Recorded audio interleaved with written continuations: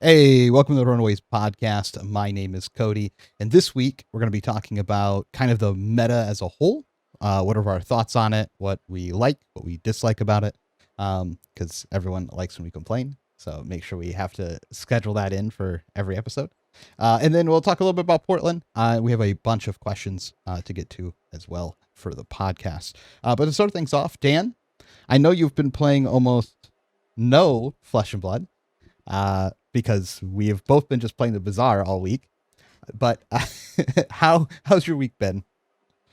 It's been good. Yeah, I thought I quit the game like 4 times this week, but didn't quite happen. Still playing. No, I played Flesh and Blood. I played one Armory, as I always do. And then Sunday I did a bunch of testing for Portland and record some videos for the subscribers. So I don't know, it's Okay. been a good week. Pretty chill. Yep. Not I really mean, grinding for this event. Like, it's an event. Should probably get a little more serious before the weekend comes. true. There's a chance that some of the cards in my deck, I'm playing Zen, obviously, but there's a chance that some of the cards in my deck aren't tested at all or barely Oh yeah, I'm are probably tested gonna sub some with like untested 3 games. Yep. Um, so that'll be fun. Other than that, it's just like we did most of this prep already. This is kind of like a continuation prep for us, like the as far as it goes. We could be doing a little bit more, but it's been nice to play the Bazaar and other games. Lucas, how about you? How's your week been? How's school? Close to done. That's how it's going. No, but I have actually this upcoming week off after. So like I have this week and then next week after Portland, I'm off completely. So I'll be hopefully being able to make some stuff for the public and release that pretty soon. But so far this week, I just kind of didn't do anything. Like you guys said, we did all the prep for Portland for the most part already. So it's just like there's a few card choices that we probably should test, but who cares, man? It's a calling. It'll be fine. Um, but yeah, I've just been chilling, doing school, being me. Yeah, I mean, I feel like I played the deck enough that I can make the couple of card choice decisions and just like in my head plan out that yeah, this makes sense. This is how I want to operate. Um, there's a couple of matchups I should definitely grind to just get some more feel for, but it's probably just not going to happen. Yeah. Too hard at this point to find anyone also to grind it when Mm-hmm. like 70% of the team's been gone. Like there's only been like 4 of us available to even play games because everyone was still in Japan for almost all this time that we were back. But anyway, back to the main topic. Talk about this meta as a whole. We did a tier list last week, and we've talked about pieces that are no longer in the meta that we didn't like. But I would like to probably start off with Lucas. What is your, as far as the whole meta goes, what's your like initial thoughts on how do you feel about the meta? I love this meta. I don't know how much it shifts after the ban, so I'm not sure how that'll work out exactly, but pre-ban, at least I thought it was a really good meta. And the two probably most toxic feeling things are gone. So hopefully that just means it continues to be really good. One thing that I like about this meta is it feels like there are aggressive decks that are viable, but also have play to where it's not like just no blocks, throw your attacks. Like it really feels like these aggro mirrors have a lot of skill involved and a lot of game planning is important in your deck list and things like that. But there's also reasonable mid-rangey decks that are fine. There's even things more towards the control end with like CYB Enigma, which obviously doesn't exist anymore in the same capacity. But I think that there's decks on all ends of the spectrum that exist. And one problem that FAB has had a lot in the past is the decks with agency are often like more mid-rangey defensive decks, and aggro decks don't always get that. But having like multiple different aggro choices that are interesting to play against, and then the same being true for the other sort of archetypes in the game. Maybe combo is bad right now, but whatever. But I really like this meta. I think it's cool. It's fun to play. A bunch of heroes are good in a not lame way. Is this one of the first times we realistically have had multiple aggro decks be completely viable at the same time? Yeah, I think that's the biggest thing. There's no like aggro deck that's pushing all the other ones out. Yeah. Like Dio like kind of was, but no one respected it, so it didn't. If that makes sense. And now it's kind of gone. And now it's kind of gone, and it's even weaker to like random aggro deck with 2 blocks even. What's I mean Yeah. before that it was like we had what Viserai, Aurora, Zen, probably. I mean we think so, and then Dio. We had like 4 like very real aggro decks that were all good, plus the normal like other decks that are probably okay that are aggressive-ish. Yeah, but that's just like unheard of, right? Almost Yeah, every time everyone is consolidated into one aggro deck. yeah. Like, Or because it's you a just had to, because it just yeah. ran over everything else. Like there was nothing was fast enough, right? Yeah, they did a Yeah. good job slowing them down. Like, I think aggro decks are pretty appropriate speed at the moment. Yeah, well, I personally wouldn't play like Aurora, for example. I don't think I don't see any compellably like good reason to play Aurora over other decks in the meta. I completely understand why other people are playing Aurora. Like it makes perfect sense to me. And that's not like how the meta's always been. Usually you're just like it just makes no sense why someone would pick up that deck. Like last meta, if you're trying to play any aggro deck when Zen exists in the last meta, you're just like, what are you doing? Like, why are you playing this game? Because like you're just choosing a hero that you want to play at a major tournament instead of like trying to win. But now it's like completely reasonable to take Aurora to the event. I'm like, I wouldn't do it, but yeah, this is fine. And I don't think we've ever had that before. I can't think of any period of time where we had multiple aggro decks make sense. Yeah, I think it's the biggest standout. Briar was like the closest I think we've had where it was like Briar was the most played deck. Chain was also probably, I mean, we all think so, but Chain was probably the better aggro deck. And then there was like Lexi was aggro-ish, and Viserai had some aggressive matchups, but it was really more of a mid-rangey deck. But yeah, Yeah, I but say it was like that's like pretty the poorly closest we played. have. Yeah. Yeah. You're This saying guy this was is the pretty wrong bad two there. people, I think. Yeah.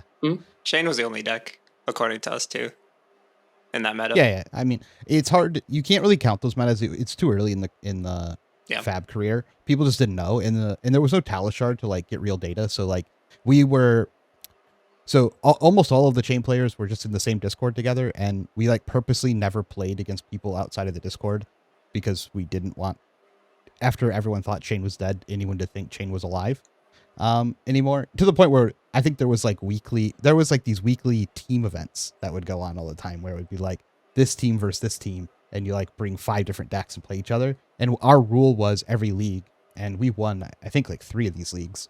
We lost to Blue Pitch the first time we lost before we knew who they were. That was fun. And our rule was no one on the team's allowed to play Chain because we don't want anyone else to have any reps into Chain or know how good it is. But that's how long ago this was. To like even consider doing anything like that nowadays is just so impossible and ridiculous that you just wouldn't do it. So I discount some of the people's thoughts on those metas at the time because the information wasn't out there. But in any recent basis, when we have, pro tours and whatnot, I don't think there's ever been 2 aggro decks. Actually, there was another. It was Lille. Lil? There was Briar, Viserai, Phi were all. Yeah, it's pretty accurate, actually. There was Phi, but it was like just Dan. I went to Lil. There was just Dan in the room playing Phi. There was like literally like 2 people that had Phi. Like, so I would not count that one. I do agree Briar was the number 1 premier deck. There were some Viserais as well. I don't know what they were doing with their lives, but they were just losing the Prism at the time, I think. Yeah. So yeah, Pablo top 8'd, so there was like some Viserai. Yeah, it was like a big deal. I remember. They're like, he made it. Viserai made it. Because that was immediately after Chain got banned. Yeah. Yes. Yeah, that was post Chain Star. Yeah, so people were still like figuring out, I think. Yeah, it was post. It was post Stubby's Phi ban was like the most recent. Mm-hmm. Yeah, and and then after that it was just Phi, right? Yeah, pretty much. There was like Viserai, Briar were like people played them, but people. But you're not supposed to, right? Like it doesn't make. Maybe Briar was like okay for some of those formats, like Worlds, but maybe this is like the post ban trend that we're gonna see. Like post ban, you see a bunch of aggro decks that are viable, and then once that comes out, and now this is the dominant one. Oh yeah, that's what Hunted's gonna be. Is just another broken Draconic Ninja till they ban every Draconic card ever printed. I don't expect this to be the normal going forward. I'm not saying every format we're gonna have multiple aggro decks. I'm just saying in this one instance, there was. I think now it's the argument to play Dio is pretty low. I personally think. Mm-hmm. But now there's 3 completely fine aggro decks to be playing. And Yep. if someone told me they were bringing that to Portland, I would be like, makes sense. There's also a bunch of other like not quite aggro necessarily decks, but kind of close that are in the same sphere, like Azalea. Yeah, I mean, that one's more like Enigma feels like aggro aggro control. sometimes. Sometimes you look at hand and you say, "Yeah, you got it, man. I'll take it." I feel like So- Azalea is like one of the most aggro decks. I mean, so Yeah. to bring it back around, do you think that is the reason why this meta feels so good? I guess we're ultimately agreeing that this feels like a very good meta. Yeah, I usually judge metas in card games based on like how good the quality of the games themselves feel like they are. Like not being repetitive, being skill intensive without being like completely shut off from variance. Right, like you see some metas that are like tier 0 mirrors where the worst player can just never win. Those are not really fun. But I usually don't count like diversity as super important for having a good meta, but I do think in this meta it helps it, just because I do think the quality of the games right now are so good, and like your extra sideboard space matters like just the right amount, I think, right now, which is kind of something that's underrated about the format post CYB ban is formats where your sideboard has some impact, where like it's not completely irrelevant what's in your sideboard for a bunch of matchups, but at the same time your sideboard isn't like everything, right? Like something like Poison the Well or Cremation might be like game winning just having it in your sideboard. And I think all that stuff kind of makes this meta good together, but I don't think it's necessarily because there's just a bunch of good aggro decks viable. I mean, I agree with the sentiment that you said where the games, they don't feel very samey when I'm playing even Yeah. against the same decks. Like I can play against 4 different Enigmas and the games all feel different. Like what they're hitting me with, how the game is going. I mean, obviously I'm playing Zen, but at the same time, like I'll have games where it's just like, I just run them over. I'll have games where they're hitting me with a bunch of attacks and it gets like really scary. I have ones where they actually establish a giant board like in top 8 and smash me with a 10K. Like these are just, none of these games are close to the same game. Yeah, I think that's the trying book to, ban's but- working, right? Like, Yeah. the reason we have repetitive games is because we had like these cards that when you draw them, You you just just win, like Gardevoir. So yeah, I think the book ban is just like so good. Like Yeah. blocking 12 and then passing is like a good play in this meta. Like it's wild. But we still have Yeah, you all these can like very pick your powerful cards. spots. Mhm. I think that's what you're trying to say is like, we haven't been able to do that in a long time. Yeah, because we have very powerful cards that you're trying to play towards, but you don't just like overwhelmingly pull ahead when you use them now. Yep. Because like before this was, when you see the thing go, you just have to go, like, and you're trying to go faster than your opponent, and everyone was trying to go. And then like before that meta, like heavy hitters, it was like you have to get max value every round, because like if you just don't get max value, there isn't picking your spot. There's just like you're just now getting avalanche by their value, that they're constantly getting, which I enjoyed as well, but not the same. This meta feels more like you have to make a lot of decisions and make a lot of decisions well. And then like on top of that, going neg or going up a little bit doesn't win you the game or lose you the game. It's all about how you play around whatever your actual game plan is. What I really like about this meta, and how I would articulate it, is that I think this meta flexes the skills in Flesh and Blood that separate the good from the great players, and it really makes the games a lot of fun. I think like a lot of people in FAB can just play by the good numbers, like in heavy hitters, or like you mentioned in like Zen format, it's just like deck building and ratios and just hope you go off quicker.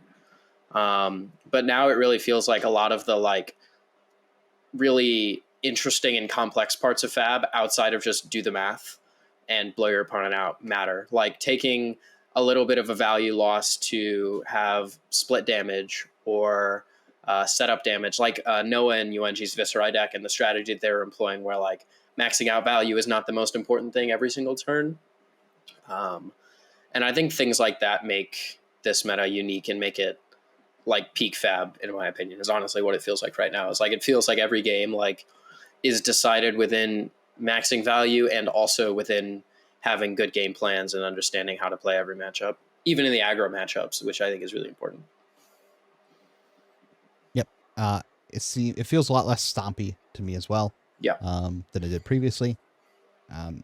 Comebacks happen a little bit more often, or just eventually seeing like your game plan come to fruition is pretty good. Overall, I don't really have a lot of complaints about this meta anymore. After this recent banning, any games that I played feel normal to me. It feels like you can outskill a lot of your opponents, but at the same time, it doesn't feel like someone less skilled is completely out of the game like we've had in previous formats. My question would be like, I kind of think we named this format like the game plan format. Is that accurate? Do you guys still think that that is the type of format for sure. that we're in? Yeah, I think everything we're saying kind of indicates that as well. Like the power level's at a point where like you can't win by just like slamming your power cards. You have to like plan around them correctly. But it's also like you can then understand like where you can do a bunch of blocking because you know this other stuff's coming later. And you still have being able to block power again cards. has been Like, it's pretty wild. It's been like an unlock feature. I think it's like being able we have like 10 D-Reacts in our aggro deck. Yeah, I think being able to both block and attack is like the biggest, because it's not just that it's like you're able to block, but you're able to do both in like every deck to some extent, and you can like change how much of it you do. Yeah, it's like a sliding scale every turn of how much you block versus how much you attack, and then it scales up and down based on what is currently going on. It feels like you're actually playing a back and forth game. So since all this is going to obviously change in the next set, because Assassin is coming back, and Assassin does not allow this type of gameplay. Just notoriously, like the class just doesn't allow you to play the game Also, this way. Ninja historically does not like. Also, yes, it's all go. It's all gas. Although they did said for a while, like Fi, despite being like mistreated, he cannot be the best deck. Which is like way too consistent. Yeah. I wouldn't worry about it. I feel like that's because you just want to be playing Fi then. Is that why we shouldn't worry about it? I wouldn't worry about Fi becoming the best deck. I just think that hero sucks. But no, he's a knob. Like if he gets a little bit too much power stuff, he's just overpowered, and when he's not, he's underpowered. Like I just have no faith in the hero. I never have. But do you think this is like the type of meta that we can expect going forward? Like, sorry? Do you think that with the book banning, this will lead to these type of metas more often going forward? I hope so. But like you're saying, the classes in the new set kind of spook me. I will say, though, they did make like an interesting ninja that doesn't feel like me attack with all my cards, me do a bunch of damage on offense exclusively. Like Zen does feel pretty interesting, and like there's nuance. So I expect that they could do that again. I mean, the new Chaos, whatever the hell, looks super interesting. So they could go a whole lot of directions with that aren't just take your ability to play the game away. And then we get Warrior, which maybe who knows? Maybe there's a good Warrior, but let's be real. Talents are bad, guys. We don't need to be swinging Warrior cards. I think we do continue to see similar though. Yeah. The main reason is because of the book ban, I think, and this is now their design principle that we're not going to print cards that instantly net you more than one card, which is like a whole turn cycle. Yeah, I do think that the bans will be felt. Their presence will be felt in metas to keep coming. I am worried. I'm really worried about Assassins taking over, though. They already have some of the most powerful cards and ways to make people not play the game.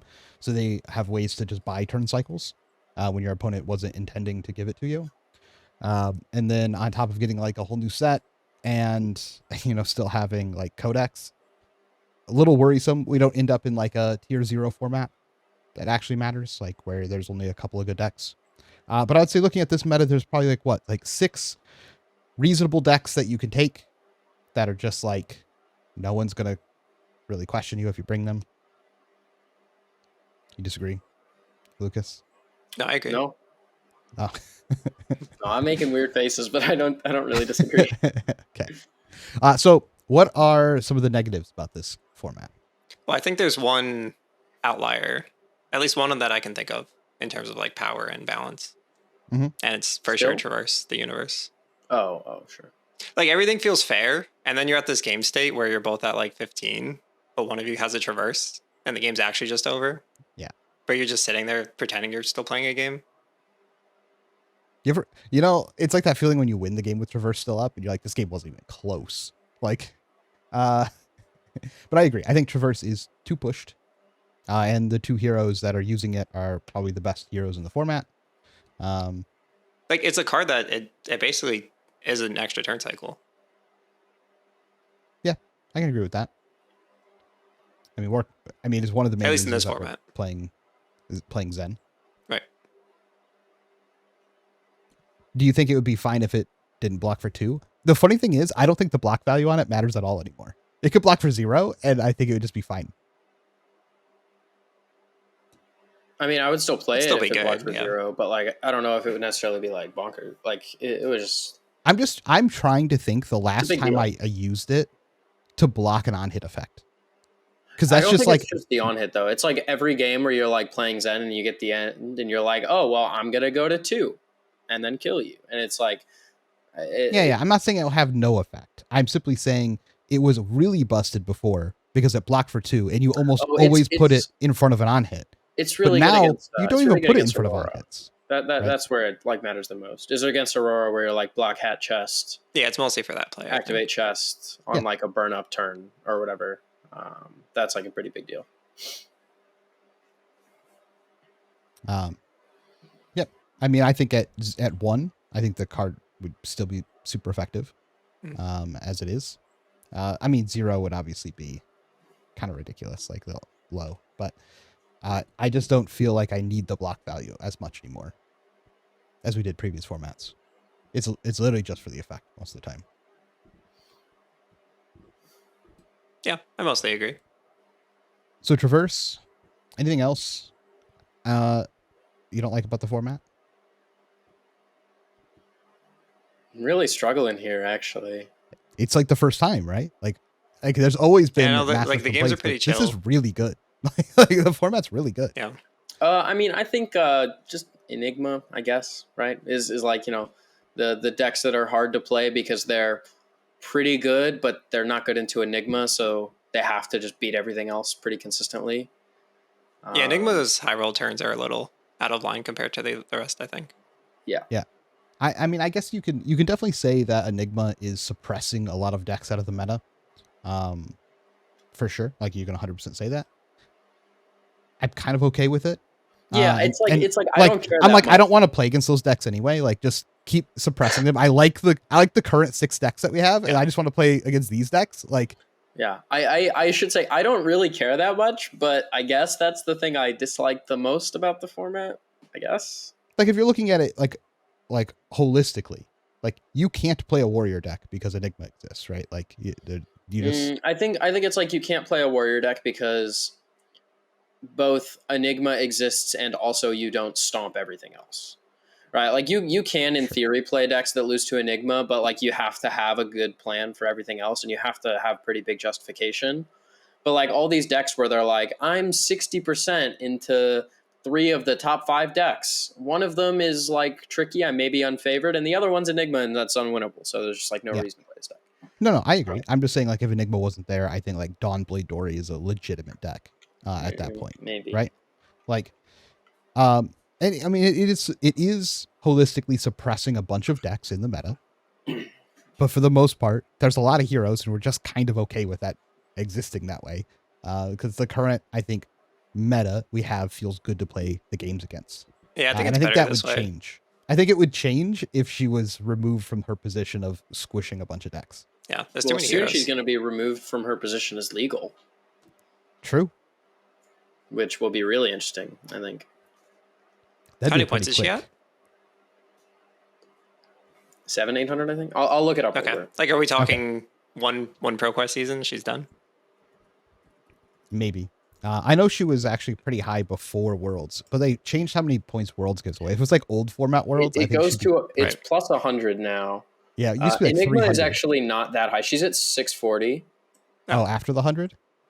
Yeah, Oh, she's at she's 640 right now, but she's also Enigma, so that is not like Zen has like 715, but Enigma I would expect like every season until she's not legal, she's gonna have a bunch of points. So it's I don't think she's gonna like Phi where she like gets to the top and then stutters because something happens. Yeah. But no, I think I would like if she was toned down a little bit personally. I think she's a little oppressive at times, but How do you think she'd be if there was no traverse? not great. Bad. She'd just be bad. Like what? Yeah. I like she'd have the same. I mean, her like destruction matchups, like her really good matchups now are probably still fine, but like you just can't. Like, how are you even trying to beat like Zen or Aurora? Funny enough, I want to ask this question: How could they actually hit Enigma in any meaningful way without Mirror breaking Guy. the whole deck? No, without breaking the whole deck. Oh, like without making it unplayable. Correct. Spectral Manifestations is like one of those like weird. They could ban the 10-play. weapon.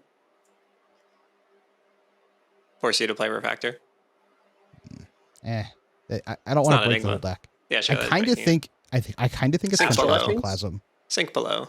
Astral Etchings. Oh, no, yeah, I like think- Phantasmaclasm. I kind of think it's Phantasmaclasm. It feels like the best card every game that they don't play like the monster mirror guy turn. Like they still get to do the ward thing. They still have all their like combo ward out stuff. But they no longer get to just play a 3-for-9, which is how they actually close a lot of the health leads or make the health closer so they can play the rest of the game out. And it's not like a massive nerf, but it's just enough, I think, maybe to hurt them a little bit. I think also Astral Etchings. I think those two cards have like a similar for me where it's like I feel like if you remove Astral Etchings, you remove some of the like unreasonable high rolls where like you just can't beat her because she mirror guides you for 14. Like, yeah, I guess it depends on which direction you want to hit her. Like if you want to hit her high roll or you want to hit her like game through game, yeah, like game plan. Yeah. I can agree with that as well. Ultimately, I don't think they're going to hit anything or really need to. Yeah, I think they would have done that already, probably. I think they would have done that already. I think the deck is mostly fine. It's a little less fine, I think, when the field is so many of them, because it does just have that like 10 to 20% auto win against decks where it just like drops the nut board and wins the game. But most of the time you play against the deck, that's not how the deck operates. It's just exasperated by the number of players bringing it, right? I agree. And I think it's fine. Like most decks have this like 10% I win the game draw anyway. Yeah, if Zen draws Chi every game, every round, they just win. Like just the first 4 rounds, really. Yeah. If you go chase, the game's over. Yep. Cool. Throw some levels in there. Ultimately, this meta is great. Like, I haven't really heard a lot of complaints about it. They can just ban levels. That would be a good hit to Enigma and every Mystic hero. You can't. They can't. Terrible. They can't hit that. Terrible hit. I mean, they can. I love levels, but it's like broken. So. Yeah, the card is great. I mean, pre-book banning, I was down for banning whatever Mystic cards you want because those heroes were just way out of line.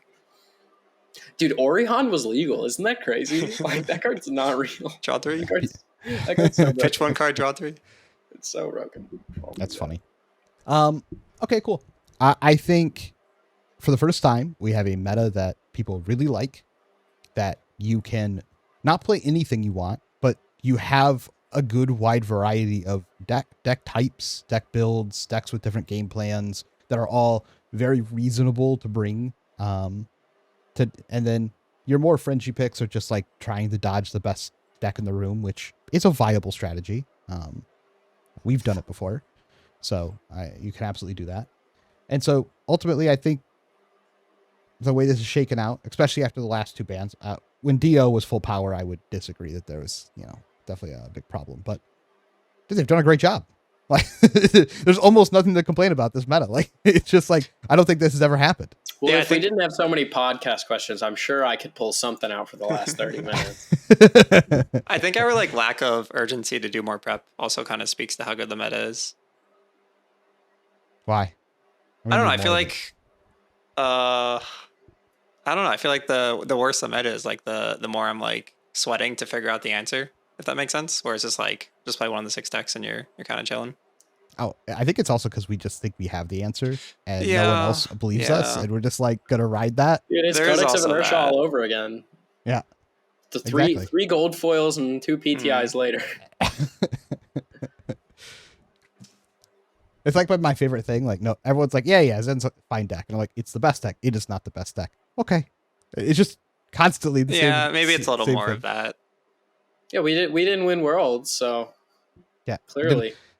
didn't win the format that has 6 draft rounds.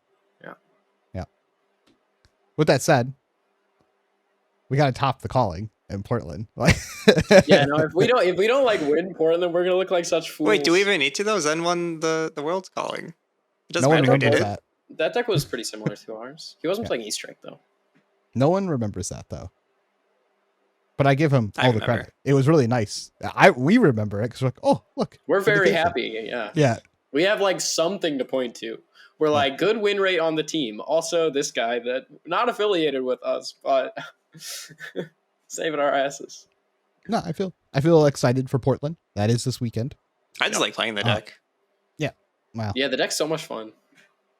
You don't like the bad draws, Cody? Is that what that was? It is Zen. The the bad draws are the quite bad bad. draws are really bad. Hopefully you're being attacked and they didn't just block out and you drew all bricks. And it's not Enigma because you can't. That Yes. like you lose Yes, that yes, whole yes. aspect of the deck where you're like, oh, I'll just block, and then it's Enigma. You're like, I won't just block. Dude, like, that's what I end up doing against Enigma so often though. I feel like when I play it is like they're like Phantasmaclasm. I'm like, here's my hand. They're like, take your blue. I'm like, okay, well, block 9.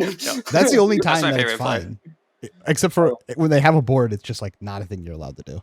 I mean, sometimes you look at your hand and it's like swipe, mauling, blue, and it's like, well, you don't much have a choice, I guess. You're like, I guess I'm breaking my boots. Nah, man, you just gotta take your lumps. Okay. But we will be in Portland. Actually, a lot of the team is going to be in Portland. The three of us and a whole bunch of us. So if you're at the Portland Calling, feel free to come by, say hey. We would love to chat with you as much as you want. We always love it when people come out, make comments about the podcast or what they like, what they dislike, if they agree with us on CYB or if they think we're just I whiny boys. actually love when people come up and disagree with us. I think it's really fun. Yeah. I don't know, Dan, how many times you got it after your rant podcast that you had. No, but I don't think anyone wanted to. I had They so were many welcome people. to, but no I one had so many people come up to me and complain and like, Yeah, dude, Cody To- and my to trip in disagree. Amsterdam was like every day we'd wake up, Yes. we'd get out of our hotel rooms, like going out of the hotel lobby, somebody makes fun of us for the bands. And then like we keep walking, we get to the venue, we get in, somebody complains, we get into the actual event, somebody complains. I sit down for round 1, somebody complains. it was basically like everywhere we went, someone would come up and be like, man, I really disagreed with Dan on that podcast. Yeah. I would kind of like to know what people think now. Which Like, is I a really funny do thing. think that ban was just like no impact other than messing with a couple people's decks still.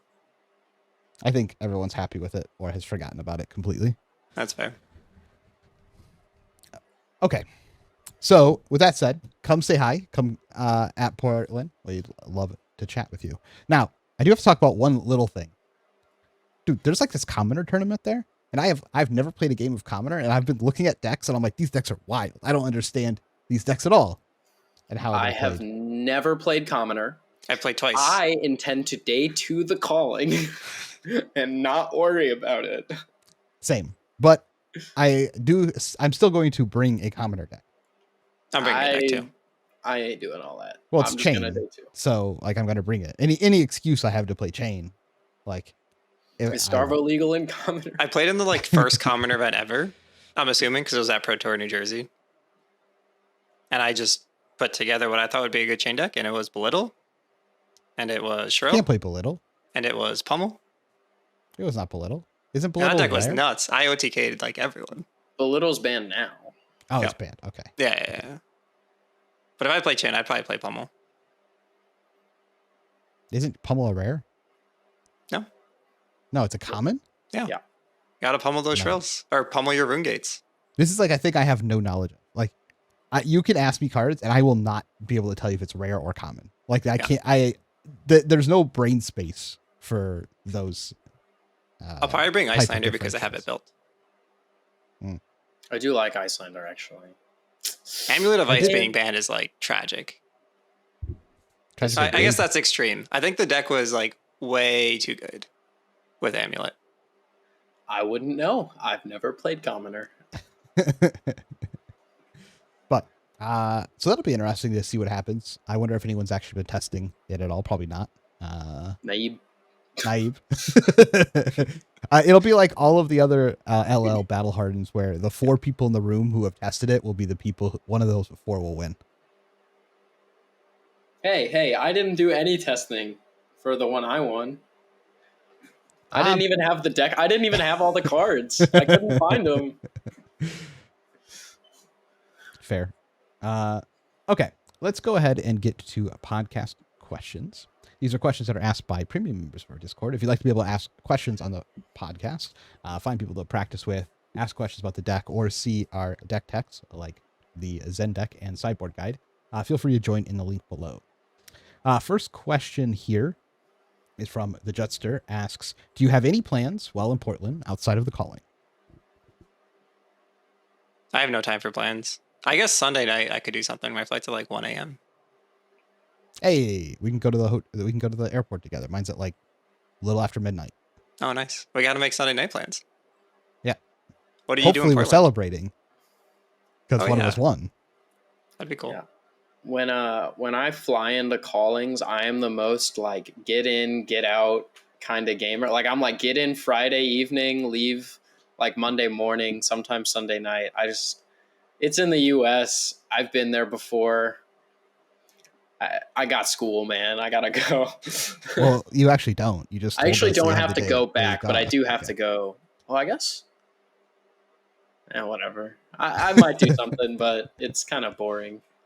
I'd like to I have just like one being- local meal that isn't just like fast food. It's Yeah, Portland. Sushi. Like, That's my plan. Yeah, I guess that's it. Yeah. Surely we're gonna find an all-you-can-eat sushi place and have some sushi or something. last time I was in Portland, I was with Brody and Michael Feng, and we've actually done this for multiple events, but we didn't leave. The hotel that we were in is connected to the venue and was connected to like a single like bar restaurant. And we've actually done this for multiple events, but we just didn't leave the building all weekend. So like we all like get in on Friday, we go in, and then we just never come out until Monday because we just like eat at the same restaurant every night, and have the event every day. So maybe I'll try and do that if it's in a similar venue, because man, I hate going out at events when it's not like a No, I foreign feel country. that. It always takes like 4 hours. Yeah. Then you go to bed late. Agree. Okay. Ham asks, Cody, can you explain the choice to pass on your stream game when the Enigma played Truce? Do you I'll feel take this it one. was correct? It seems on stream that the players were 50-50 on passing or running into it. I'll try and do it the short version. So the ultimate decision here is, for people that aren't aware, my Enigma opponent went first on turn 0. They played a Truce, set a card, passed. Went to me. I looked at my hand. I looked at the Truce on the board. I said, I pass. We both gained 3. I arsenaled a card. I drew 1 card. They went back to them. They ended up doing a pretty meh turn afterwards. They had to pitch like a D-react and stuff. Now, looking back on it, I'll front load it. I think it was slightly worse to not swing than it was to swing. I would say it was a mistake not to swing. Both of the situations I was in was pretty horrendous. It was like a pretty horrendous open. If my hand was a little better, like it had like a cheat card in it, then there's like a real argument about not swinging. Is like a real potential. I still think I'm supposed to swing there. The difference is like how you look at if it's right or wrong, because there's like 2 ways to look at it. I'll try not to go too far in the weeds, but I think it is a little interesting. When you're judging like if a play is good or not, the most common way people do is just based on value or based on what is the correct thing to do in that situation every time. And that is the best for learning, and that is the best for playing a bunch of games. There is another way to look at is it right or wrong, because there's some percentage of the time me passing there is correct. If they're holding, for example, like 3D reacts and the card that they draw like unbricks them, there's like a world where that's correct. If the card on top of the deck is a 10K and they have manifestations in their hand, like ready to go, like this is obviously not swinging is better. These are unknowns. If the top card of my deck is a chi, then setting that hand and not swinging is like amazing because the chi like wins me the game on the next turn, essentially. These are obviously low percentage of things that can happen. But there is a world where if I make that play, it is correct. And if I don't, it's, incorrect. But that is typically only reserved for when you're trying to win a tournament in like a really top end setting.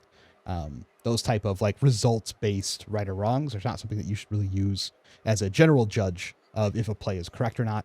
But you will typically see in a tournament run, some people make plays like that end up winning the tournament. They end up being relevant. So there's something to think about when you are making decisions, at least at that level. I will say this. I talked to Michael Hamilton about the play. I talked to Yuanji about the play because I was really not sure what was correct there. And Michael Hamilton and I talked about it for a little bit. And afterwards, he came to the conclusion and he let me know that he's like, both plays are bad. My hand didn't push very well. I was in a bad spot. He's like, I think it's just a little bit worse not to swing with your hand. And Yuanchi came to the same conclusion, probably like a 5%, 10% difference between the two plays based on what I did. If I could go back, I would swing with it instead of what I did, instead of not swinging. But in the moment, I felt fine about that play.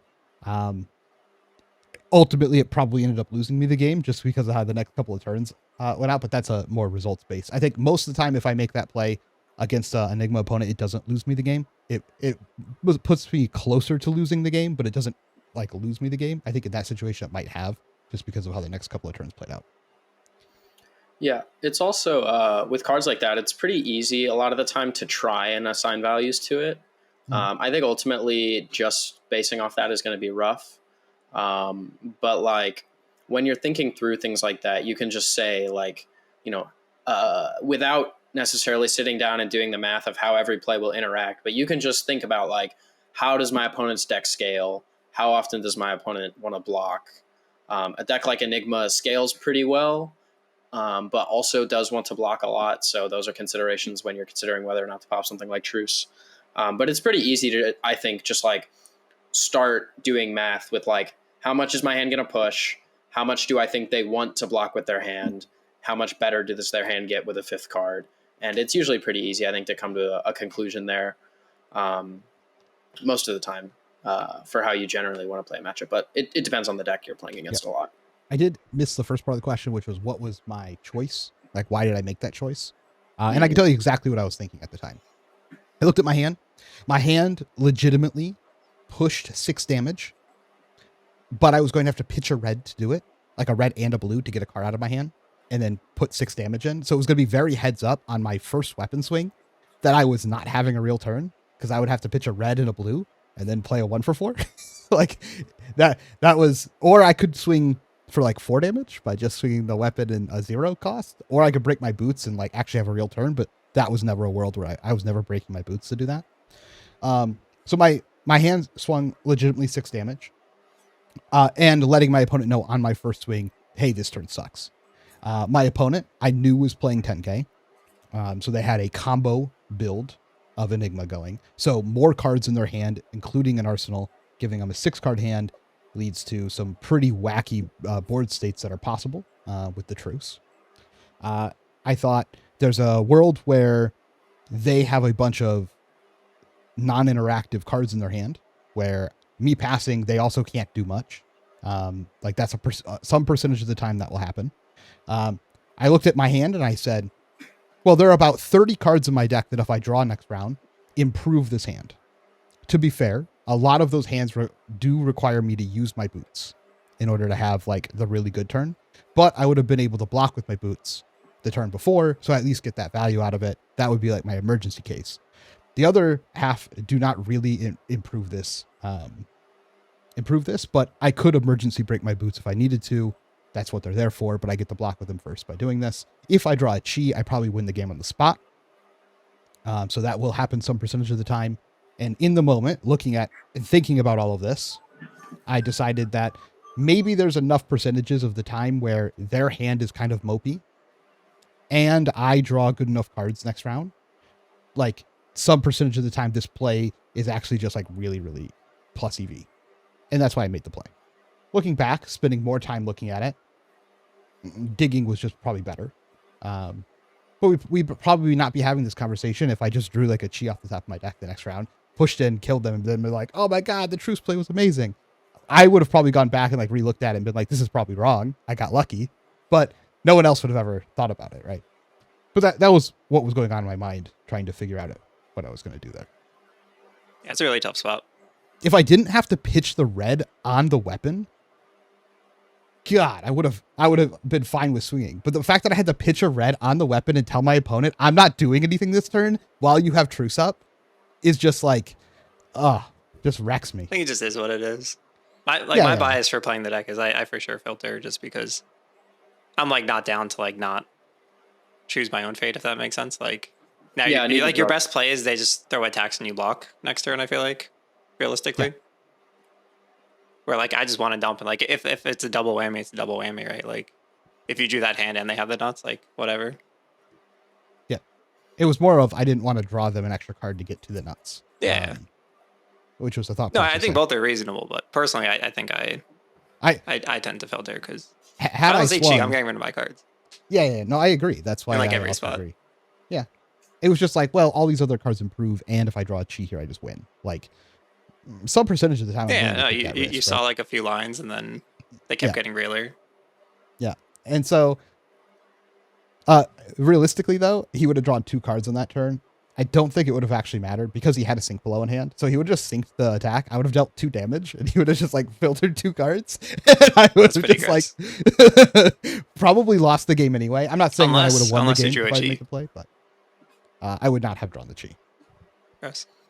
Because I know what the next cards are now in hindsight. Yeah, I've gone back and remapped it. Well, it took like turn 3 or 4 till I found it. Yeah, but I was that doesn't matter. It's easy. I mean, turn 3, 4, man. I mean, that's yeah, easy. But he 10K'd turn on 8. 2. That's where we're. There is like a world where maybe if I made him draw and he sinks, his 10K is now mismatched with his spectral manifestations. He actually doesn't get to play the 10K had I actually swung. There is a world where that happens, but he has to make a decision to sink the card. So I trust me, when I lose, I go back, I watch the match a lot. I think the moral of the story is just draw chi. Yeah. When you sit down on round 13 of Worlds, just ask that you don't have to play hard mode. Just play a normal game, like a game where normal decisions have to happen. But yeah, no, ultimately, I think it was a mistake. Okay. Next question here from Tweedle asks, do you think a deck with a close to 0% Enigma match can have a place in the upcoming meta? Like Jarl. After all, people played Oldhim when Prism was around. Yeah. And they lost every time. Yeah. The short answer, I think, is yes. Like, you can play it. And it definitely has a place in the meta because people will play it if it's good.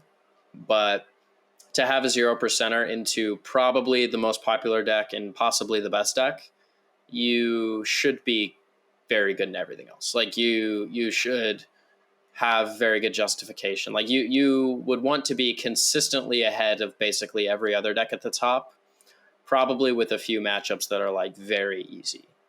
I would also say you should expect to never win a tournament, and your goal should only be the top 8. I mean, I don't know. It's you have. It's like I think you should be happy with top 8, right? Like yeah. But your expectation should be that you're not going to win. Yeah. You're playing it to top 8. If you go back to his example of like the Oldhim Prism meta, like Oldhim didn't win anything. Like Prism just squished him every time. Yeah, I think part of that was because Oldhim wasn't like sufficiently good into everything else. Also, like at Lille, it was like what 9, 10, 11, or it was 12, 13, 14, 15, I think was what the 4 Oldhims were. I like switched all of them.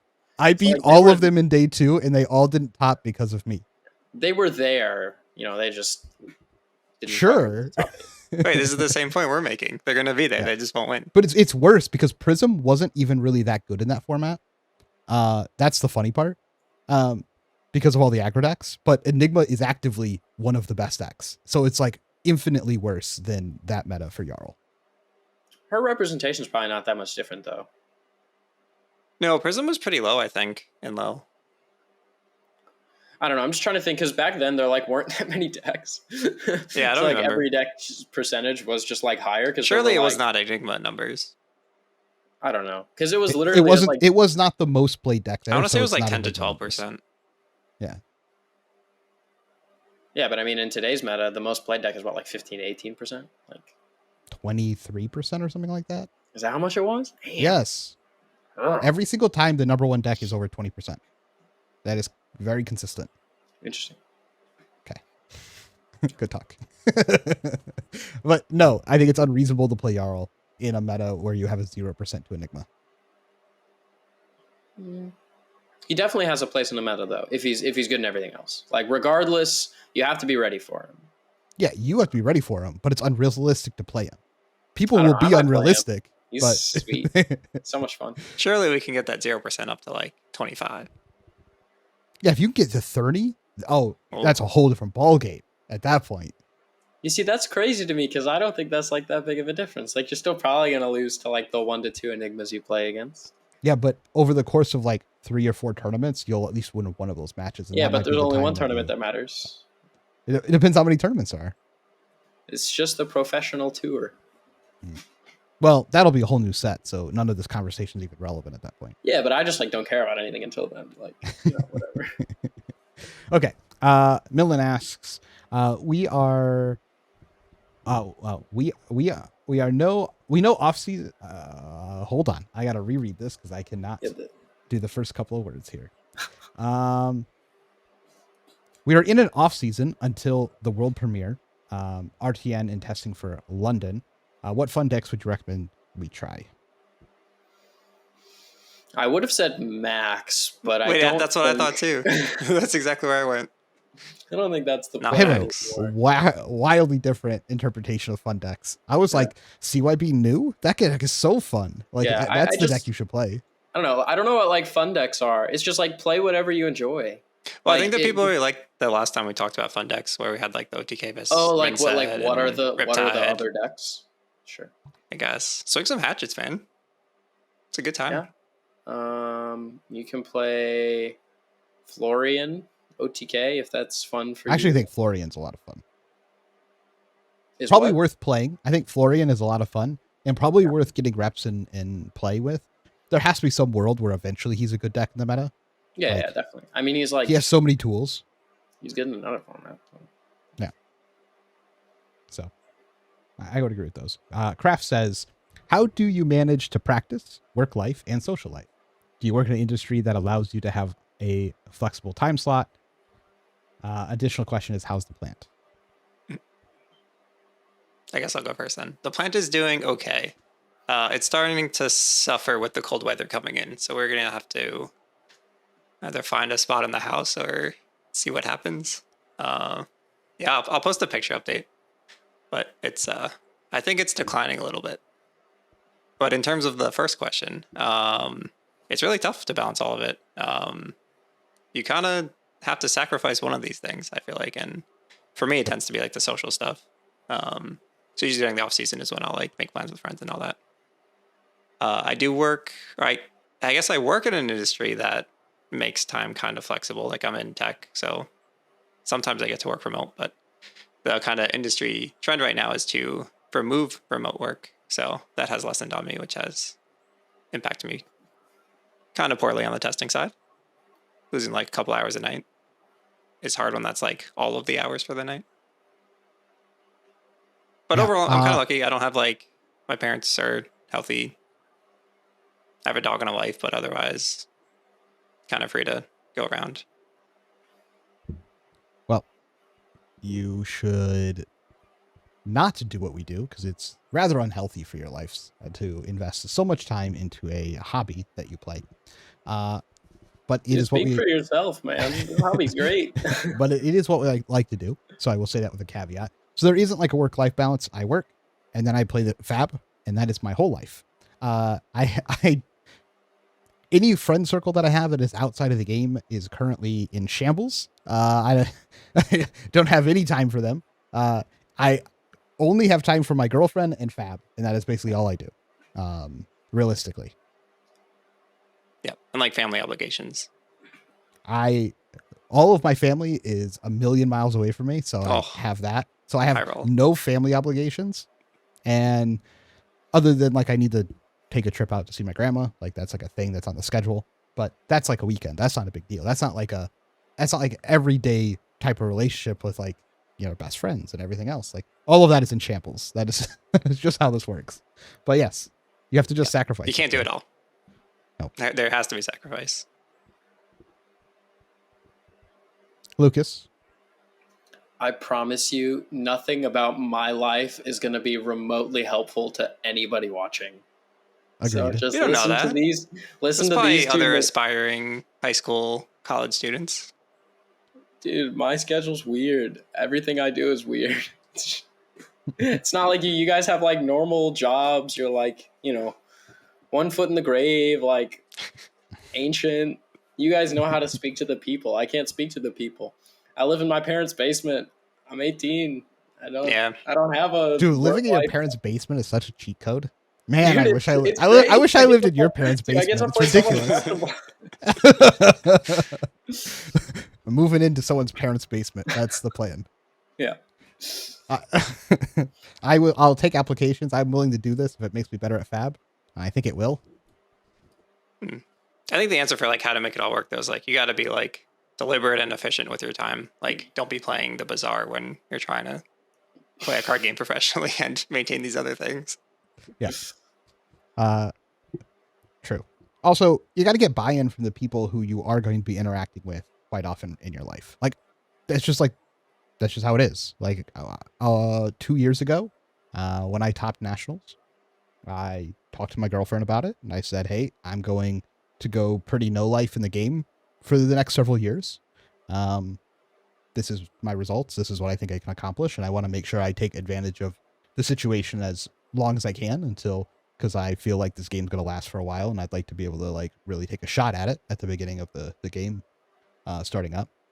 I still think that's accurate to where the game is at currently. I think it's still in the very early years.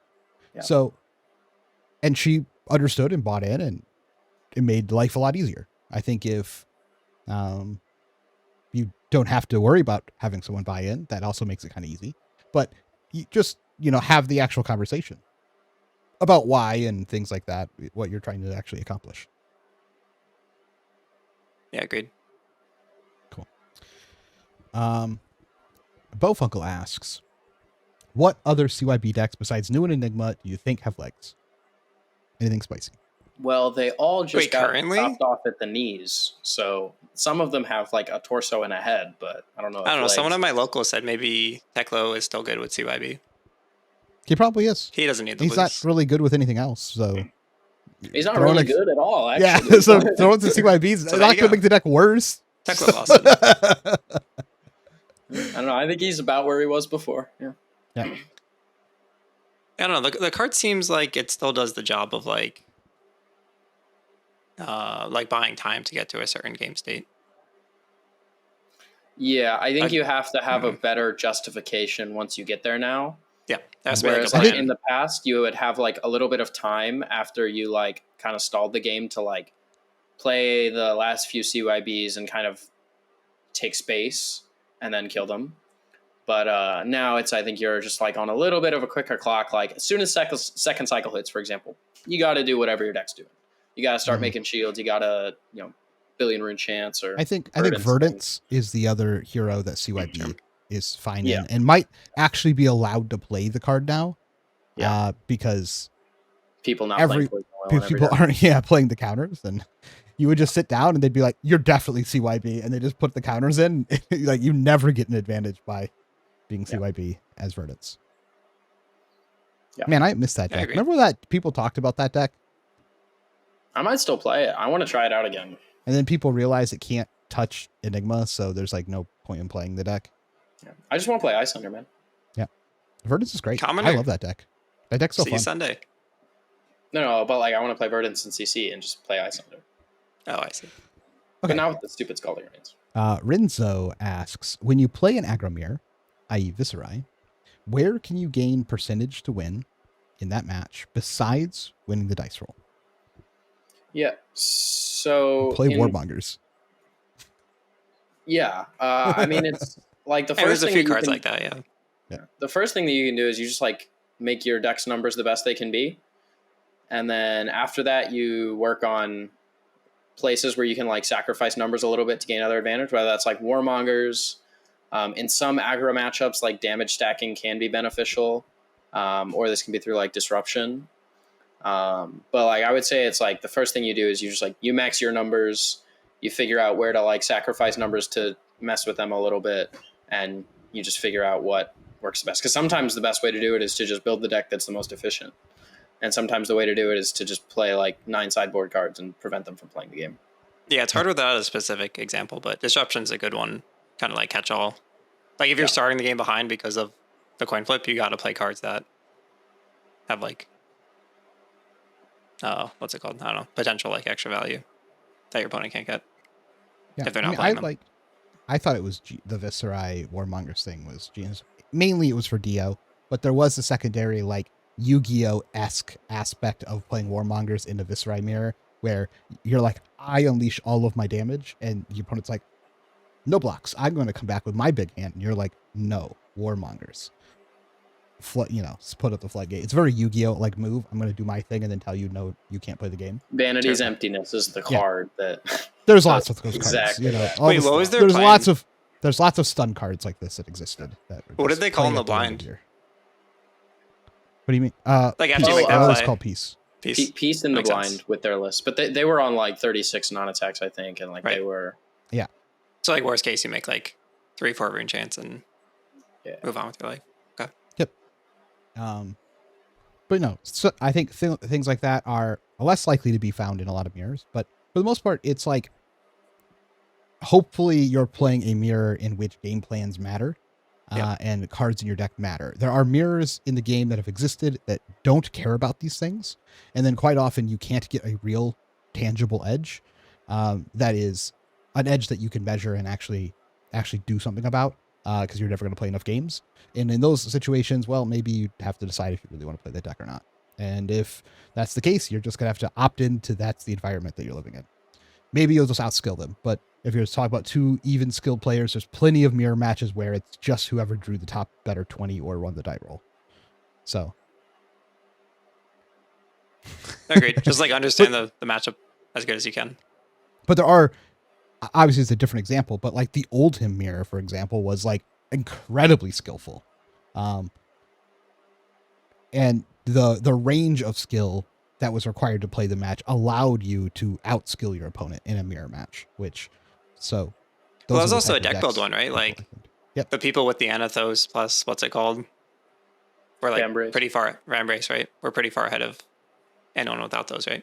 Even if you go back before Vambrace, it was the same thing. It was just like, how are you playing this cycle? Are you winning first cycle? Are you stacking your second cycle to do the win? And then someone has to be the aggro player. Someone has to not be the aggro player in the matchup. Like these things all mattered. How you were able to put your pitch stack against their pitch stack at the same time, and then make sure that you both drew those cards at the same time. Like this is a very skillful mirror. Those don't always exist, but there are reasons to play a deck if you can make the mirror feel skillful. I agree. I do think typically like the coin flip doesn't matter that much for the mirror, or like it shouldn't. It doesn't in the current format, I don't think. Yeah, there definitely will be cases where it matters a ton, and then It mattered a lot in the those last things. format. It mattered a ton in the Zen mirrors before with Art of War and everything. I think the coin flip Do you mattered think a so? lot. Yes. I don't think so. I don't think so. Decks are just so good at going first nowadays that it actually rarely matters. Like even Zen is just like pretty good at going first. You got a pretty big advantage by being the first person to deal damage. You were advantage for going second for sure. Well, but there you go. That was I just don't don't know. think it was like that big of a deal. Yeah, you get more control over like how many looks you both get when you go first. Sure. But if you go second and deal damage, you're just like way ahead. Sure, but it's Anyway. Zen, so sometimes your damage is 6, like you experienced, right? Yeah. If your Yeah. damage is also one thing about the Zen mirror is like if your damage is good enough going first, you can just like go. Yeah. Oh, I intend to. Mhm. Like if I have chi, I'm going every time. Yeah. And that was back with needles, so they always have the like awkward thing at the end where you have like 2 floating, and you're like, "Here's my seemingly last attack. You want to block?" Just like psychic damage. Or But literal. I think in the current meta, the coin flip doesn't matter as much. But in the past metas, it has absolutely mattered. Yeah, sure. Okay. Cool. Anything else? Nope. Okay, cool. Dan, you can go back to playing the Bazaar. I'll go back to playing Dragon Quest III Remake. So long, everybody. See you in Portland. Bye.